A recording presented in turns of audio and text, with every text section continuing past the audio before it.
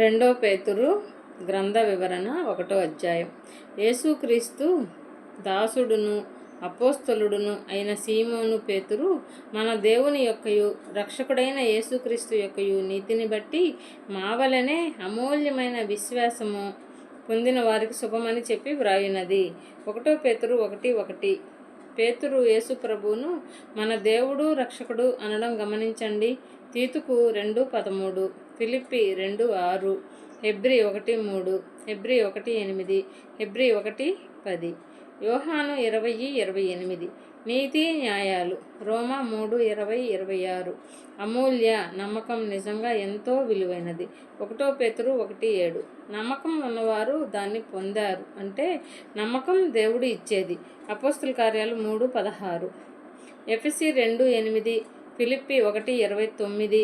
దాసుడు రోమా 1:3. సీమోను మత్తయి 4:18, మత్తయి 10:2.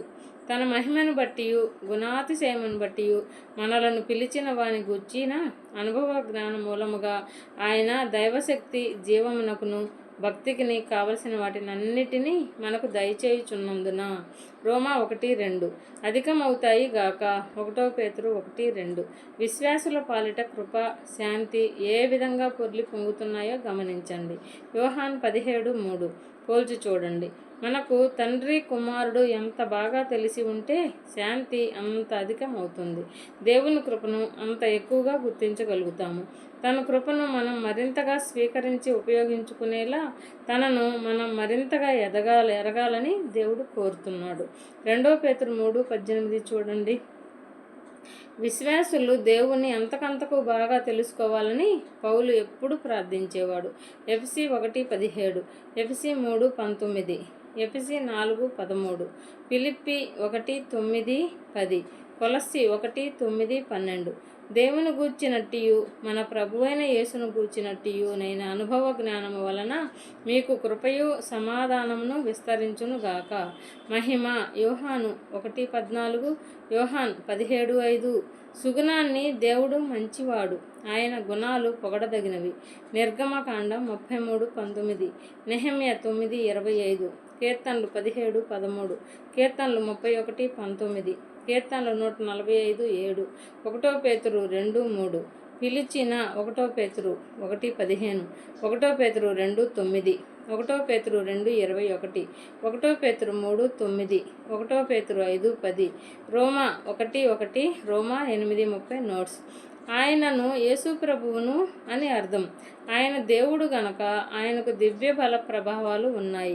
క్రైస్తవ జీవితాన్ని గడపవలసిన రీతిలో గడపడానికి అవసరమైన వాటిని అన్నిటినీ ఆయన మనకిచ్చాడు. ఎఫెసీ 1:3 పోల్చి చూడండి.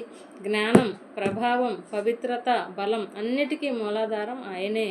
విశ్వాసులందరిలోనూ ఆయన ఉన్నాడు.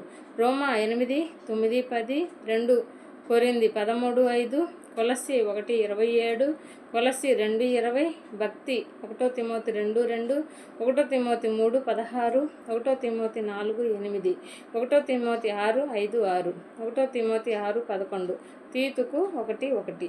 ఆ మహిమ గుణాతిశయములను బట్టి ఆయన మనకు అమూల్యములను అత్యధికములైన వాగ్దానములను అనుగ్రహించి ఉన్నాడు. దురాశను అనుసరించుట వలన లోకమందున్న భ్రష్టత్వమును ఈ వాగ్దానముల మూలముగా మీరు తప్పించుకొని దేవ స్వభావమునందు పాలివారగునట్లు వాటిని అనుగ్రహించెను. వాగ్దానాలు కొత్త ఒడంబడిక.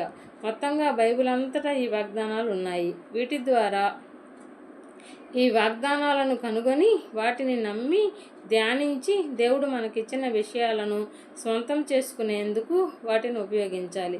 దురాశ 1 పేతురు 1:14, 1 పేతురు 2:11, 1 పేతురు 4:2. భ్రష్టత్వం ఆదికాండం 6:16-12, కీర్తనలు 14:3, యెషయా 1:4, అపోస్తల కార్యాలు 2:40, ఎఫెసీ 4:22. తప్పించుకొని ఈ లోకంలోని కుళ్ళు నుంచి మనం తప్పించుకోకపోతే దాని మీదకి వచ్చే దేవుని కోపాన్ని తప్పించుకోలేము. మత్తయి 23:33, రోమా 2:3, 1 తెస్సలోనికీ 5:3, 2 తిమోతి 2:26, హెబ్రీ 2:3, హెబ్రీ 12:25. దేవుని ఘనమైన విలువైన వాగ్దానాలు దీనంతటి నుంచి తప్పించుకొని తప్పించుకునే మార్గాన్ని చూపిస్తున్నాయి. అవి మనకు నమ్మకాన్ని, ఆశాభావాన్ని, బల ప్రభావాలను ఇస్తాయి. దైవిక స్వభావంలో పాలివారు క్రీస్తు విశ్వాసులు దేవుళ్ళైపోరు. ఏ మనిషికైనా, సృష్టింపబడిన ఏ జీవికైనా అది అసాధ్యం. కానీ విశ్వాసులు, క్రీస్తుతో ఏకమైన వారు, ఆయన వారిలో